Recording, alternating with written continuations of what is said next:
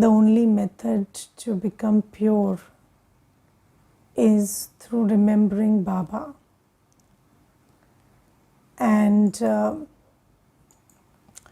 you see, we might choose purity for some time.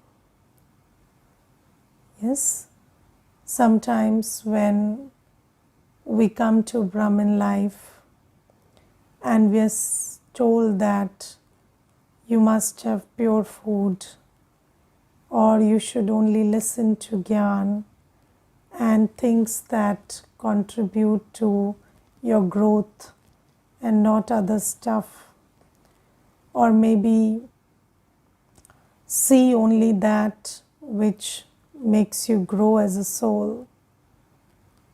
And sometimes it is seen that, when we have sanskars of bhakti, we start doing that because, there is a sanskar of obedience and you just try to do it. But the question is, can you be impure and choose pure actions forever? Because if you don't purify yourself from within and you just keep, making choices consciously outside, then after a point of time, those choices become unsustainable. And then you start living a life of hypocrisy,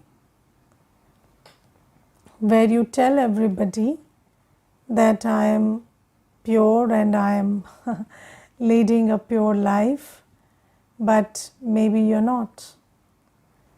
And this journey is very long. It's not about fasting for one day or 1 year. It's a lifelong journey. And when the journey is very long, the rules are very different. You can't just do it with determination. You can't just do it with willpower. You don't have that kind of willpower to just do it externally without changing internally.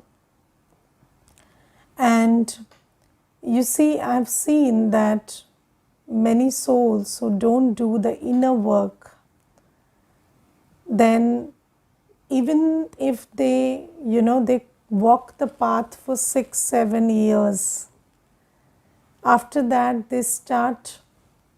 their old sanskars start showing up, and then they are pulled by Maya.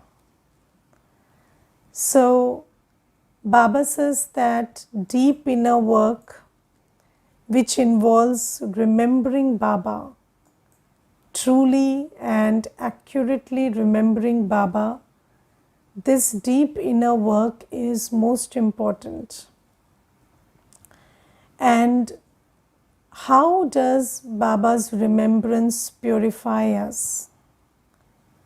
So you see, there's a very good saying, good company takes you across and bad company drowns you. Sang tare kusang bore. Or you see, there is another saying, the color of company. So company colors you, sang ka rang. So whoever you keep company with, they will start coloring you. Now the beautiful thing is, when we say company and companion, it is never a physical aspect. It's always an aspect of the buddhi. Because even if you are with somebody physically, doesn't mean that you are in their company really, until and unless your buddhi is connected to them. And have you seen that you sit in a garden for 1 hour with a bad mood, and the ambience, the beautiful ambience of the garden is not able to make you feel comfortable? Because in that bad mood, your Buddhi Yoga is with all the people and the events that caused your mood to be that bad. And at that time, you are not, even if you're in the garden, your Buddhi is not there. So you can't feel the beauty, the fragrance, or the healing energy that's around you. So this is why it's very important to understand that the Sangh or the companionship is always an aspect of the Buddhi. Now Baba says that Sankarang. So if you keep company with Baba with your Buddhi always, then that company will slowly color you. And Baba is the ocean of purity, so we will become pure. But how do you keep constant company? You cannot keep constant company without deep love and a sense of strong relationship. Yes, so if you don't feel that there is a relationship with someone and there is not that link of love, then you cannot think of somebody, or you cannot have Buddhi Yoga with somebody for very long. Yes, so who do you have Buddhi Yoga with always? Think about it. Only those who you love, or those who you hold in very close relationship with yourself? My son, my parents, my brother, my sister. So that connection with those who you call mine, that is the basis of having deep Buddhi Yoga. And have you seen that when you have Buddhi Yoga with somebody, their opinions, their state of being, or their qualities, they become your qualities, your opinions, and your state of being. Yes, let's say you're very close to your physical parents, and your physical parents say that maybe they don't approve of a certain kind of work that you're doing, and even if you fight with them and you say, no, I have to do this and I want to do this, still when you're doing it, your heart is guilty, because although in your head you're very convinced that this work is good, their opinion influences you. Even if you don't understand their opinion, or you don't agree with their opinion, when your heart is connected to them, their opinion influences you. And then if your Lokik parents, if you're connected to them and your Lokik parent is not well, they are not in a good state of mind, then you also cannot focus on things. Although you are well and your focus is fine, but you feel you are out of focus, because their state of being also influences your state of being. And then if they are angry, they have qualities of anger or anxiety or any of that stuff, then that shows in your personality also, doesn't it? And I will tell you, this is a very tricky one. And I will tell you, I have been in situations where children come, I'm not talking about little children, I'm talking about grown-ups, like in their 40s or 50s. They come and say, my parent had this quality and I did not like it and I was very uncomfortable with it. But when you look at their personality over a long period of time, you find the same traits in them. So then you start, and they are so unaware that, and it takes a lot of realization to realize that you are the second version of those who you have Buddhi Yoga with. And Buddhi Yoga doesn't only mean that you love them or hate them, but when you're connected to them in your heart, whether it's a relationship of love or dislike or hate or whatever, but if your Buddhi Yoga is there, your heart is connected, your mind is connected, then their quality becomes your quality, their opinion becomes your opinion, and their state of being becomes your being. That is the power of yoga.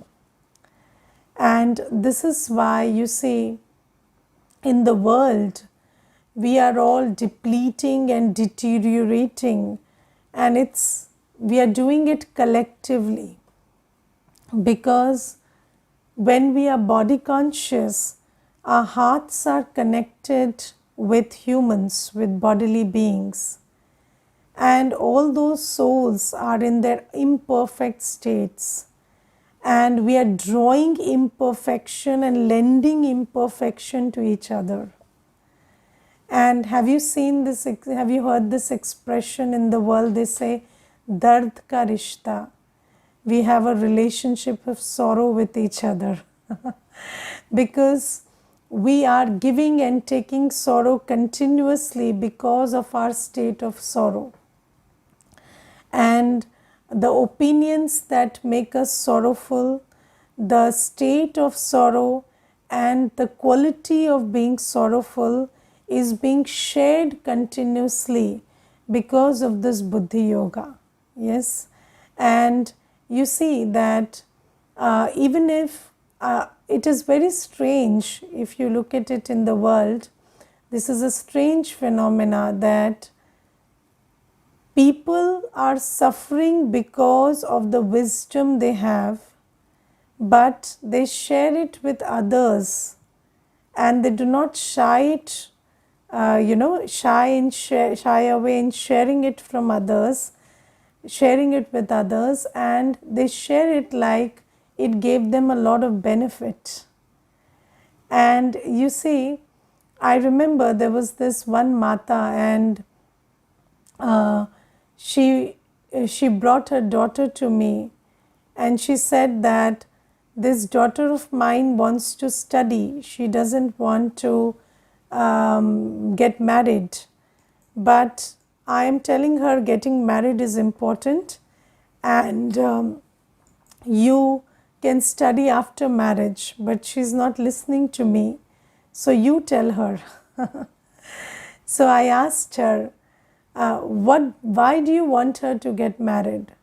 So she said, that's the only way to be happy. So I said, you are married, are you happy? So she said, no.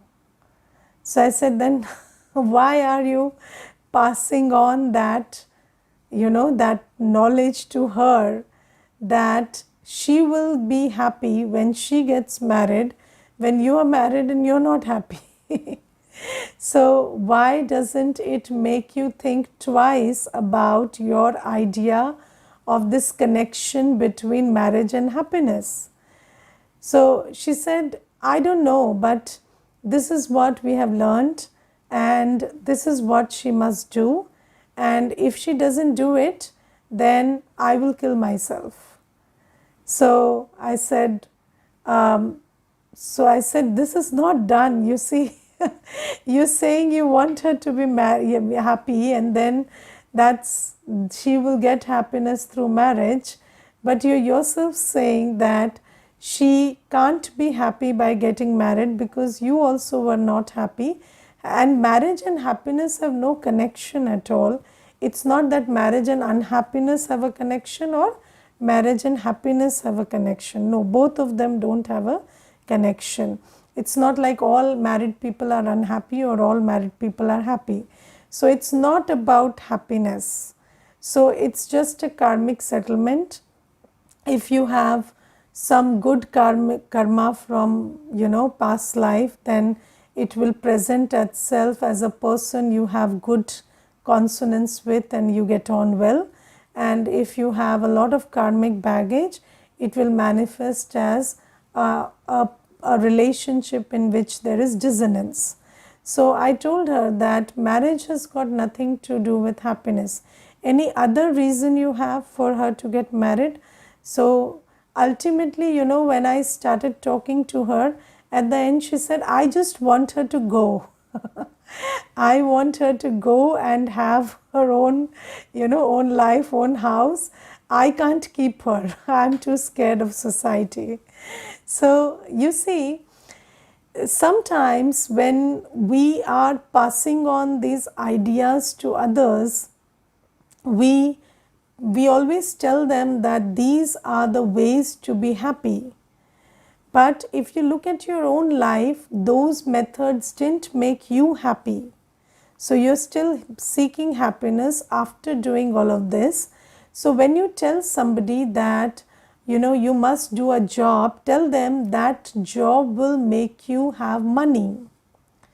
Don't tell them that that job will make you secure and that job will give you a lot of respect and that job will give you future security. So because after all the years of you doing a job, you don't feel secure from within, do you? So security is a myth. So you are not feeling secure with a job, but you tell your children that the job will give you security. It doesn't. It gives you money, and tell them job gives you money. You can buy stuff with it. So do that. So what I'm trying to tell you is that in the world, when our hearts are connected to somebody and they have opinions which they are not revising. So you see, people do not revise their opinions in the face of reality. So opinions are pretty fixed and you do not check whether the wisdom that you have received from the society or the world that you live in, whether it is serving you right or not. You sometimes don't check. People told you that when you pass your matriculation you will be at peace. So you also tell your children, when the 10th exams are over you will be at peace. But you were not at peace, but you didn't check that and tell your child better. Because you do not check the reality and you do not revisit your opinions in the light of reality. So those opinions or those ideas are passed on generation after generation without any checking. And I will tell you one thing. There was one Mata, she told me that her husband, he cheated on her and he left her with two daughters, 11-year-old and 9-year-old, and never looked back. And when she asked him, what do I do with the daughters now that you're leaving me? He told, burn them. And he just left in 1 second. And this Mata, she made lot of efforts and then she found a job and then she started working as a receptionist, and from that place she grew and she really worked hard all her life and raised her two daughters. And after the daughters were of a certain age, 24, 25, she told me, now my only concern is to get them married. So I told them, but why is your only concern to get them married? So she said, at least they should settle down in life. So I said, did you settle down after marriage? Was your marriage successful in giving you a settled life? So she said, no, but not everybody is as unlucky as I am. So I said, who told you you were unlucky? This is the ordinary way things work. So marriages don't settle you down. So this is a false idea that marriage will settle you down, or marriage will give you security, or job will give you security, or marriage will give you happiness, job will give you happiness. No. So marriage is a social custom. You want to adhere to it, do it. Don't want to, don't do it. It has got nothing to do with peace, happiness, security, or any of that stuff. So Baba tells us that, you see, but when we are connected to bodily beings who are body conscious in this impure world, their opinions, their states of mind and their qualities, they start becoming our qualities. Now, when you just take this whole thing and take it to Baba, and you start understanding that when you have really genuine deep realization that I am a soul and my Baba is my parent, teacher and Satguru. So you see, every day in the Murli, Baba tells you that you are a soul and you belong to me. So, and I am your father, teacher and Satguru. But it is only over a long period of time that this starts settling in. Yes, because when you hear something which is so new and so different from what you have heard all along, because all along you had bodily parents, teachers and Satgurus. And now there is incorporeal Baba coming and talking to you, and we say it's through the Murli that your Supreme Father, Supreme Teacher and Satguru is talking to you. And you start experimenting with the idea, but you don't experience it until a long time. And slowly, gradually, you start feeling that really the one who is talking to me through the Murli is my Father, Teacher and Satguru. Yes.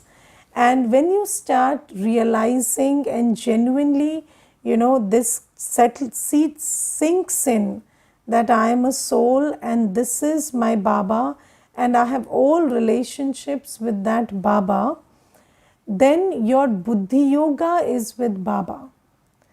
And these churnings of knowledge and the practices of meditation, they slowly gradually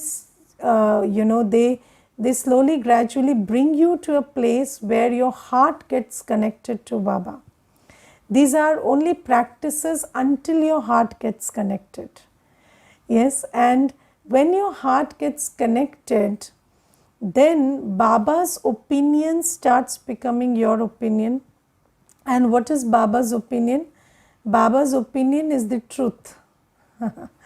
So Baba is the truth, and whatever he says is the truth, and your opinion starts aligning with the truth, and Baba's state of being starts becoming your state of being, because you are so connected with your heart to Baba.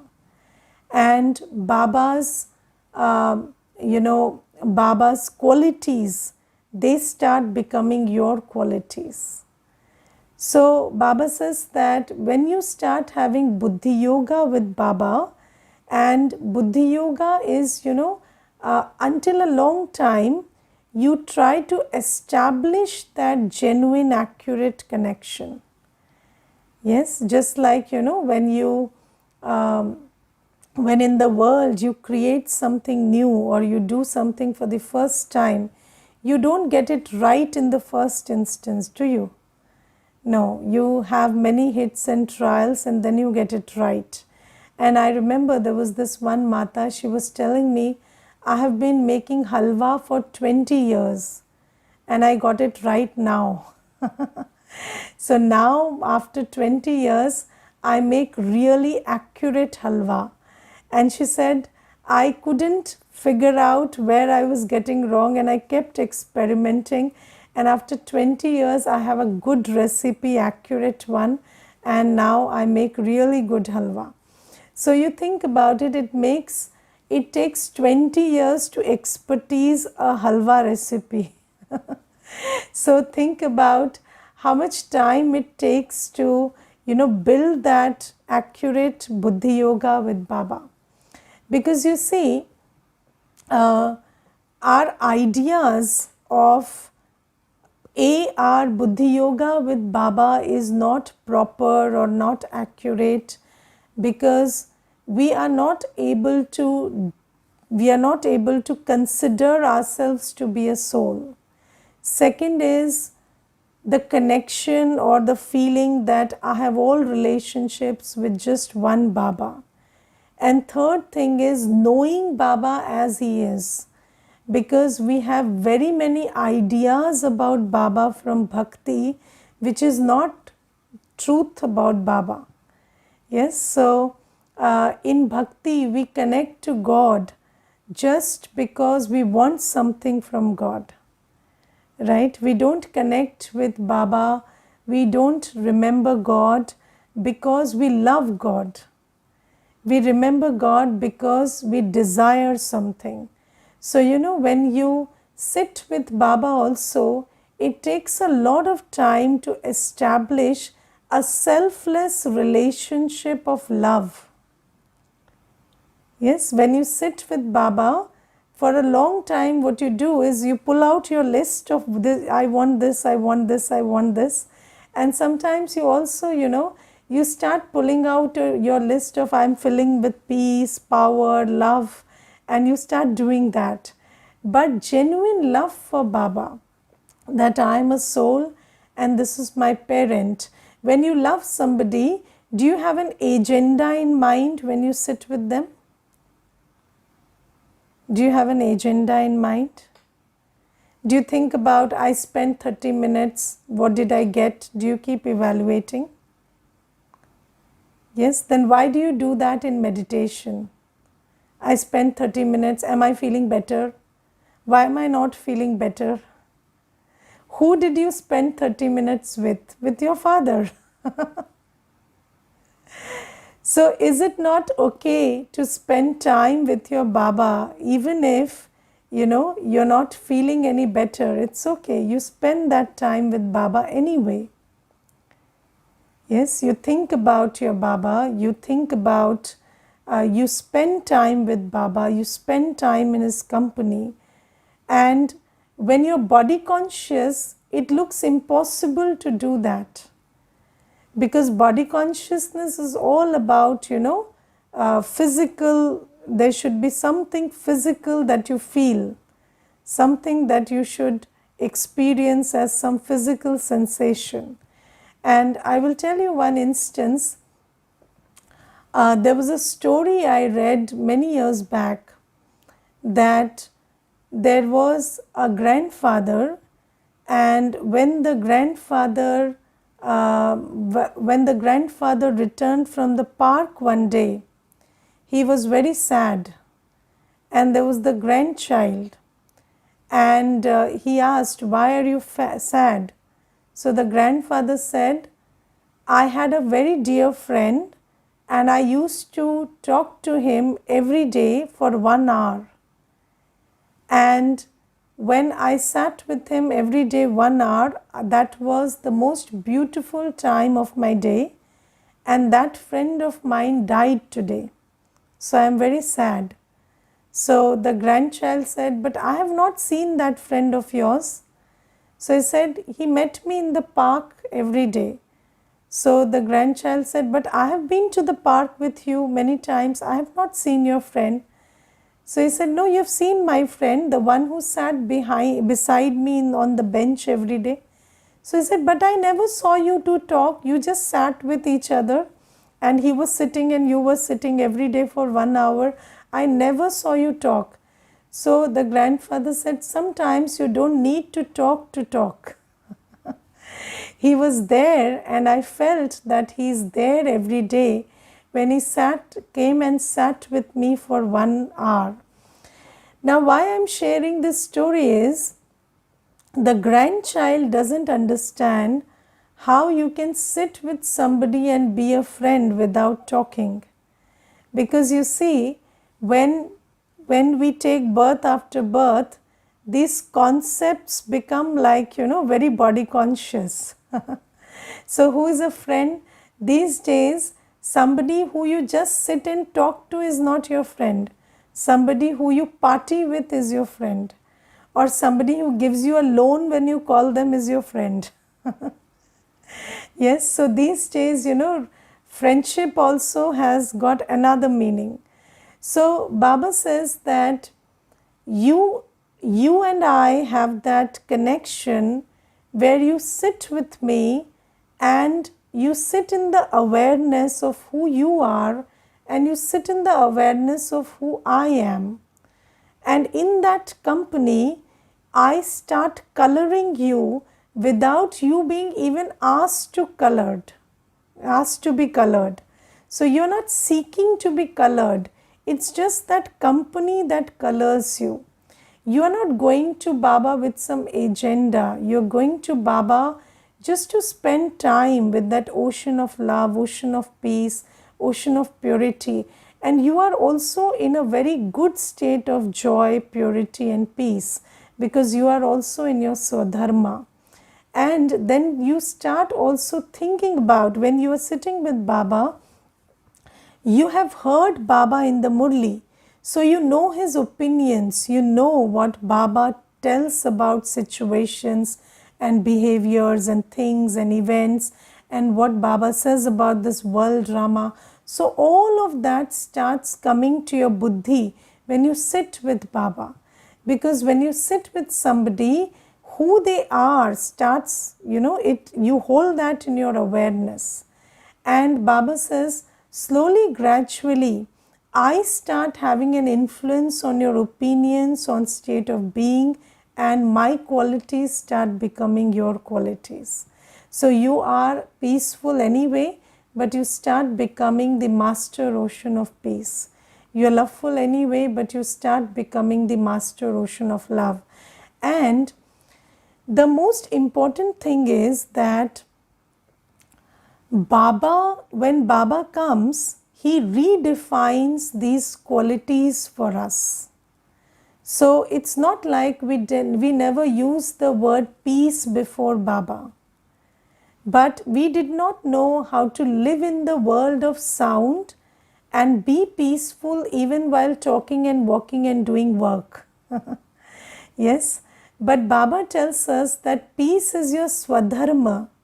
So whenever you are anchored in the consciousness that I am a peaceful soul, then you can be at peace while talking, working and doing everything. You don't have to shut yourself up in a room that's closed from all four corners and then feel peace based on silence and solitude and isolation. No. Baba says you can be in a very solitary state with your intellect. You can just think about yourself as separate from the body and be peaceful and anchored in your spiritual peace while doing everything through the body. So you can use the body while being self-aware that I am a peaceful soul.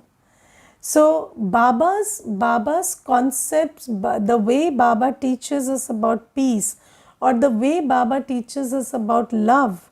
So you see, when we sit with Baba and we feel Baba's love is not the love of a human. So the experience of Baba's love is also very different from the experience of human love. Because Baba's love is full of, care, belonging, acceptance and also detachment. So you also start soaking in that quality of pure love. And then Baba says, I am the ocean of purity. So when you sit before Baba, what is Baba like?